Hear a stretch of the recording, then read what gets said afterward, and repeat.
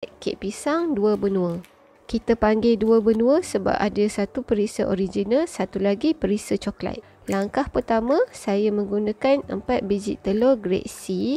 Kalau korang guna grade A, gunakan 3 biji sahaja. Boleh buang tali pusat telur untuk kurangkan bau telur. Masukkan setengah cawan gula perang, setengah cawan gula kester. Masukkan 1 sudu kecil esen vanila. Masukkan setengah cawan minyak. Masukkan setengah cawan mentega cair.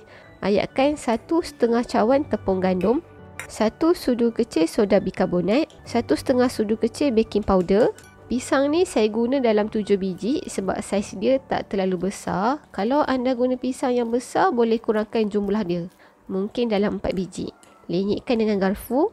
Pastikan pisang yang kita lenyek tu cukup 1 cawan. Kalau tak cukup, boleh tambah lagi.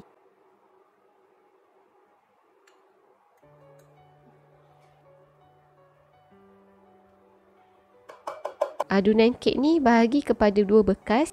Kalau boleh bagi sama rata. 1 bekas kita tambah dengan 2 sudu besar serbuk koko. Tuangkan 2 adunan serentak.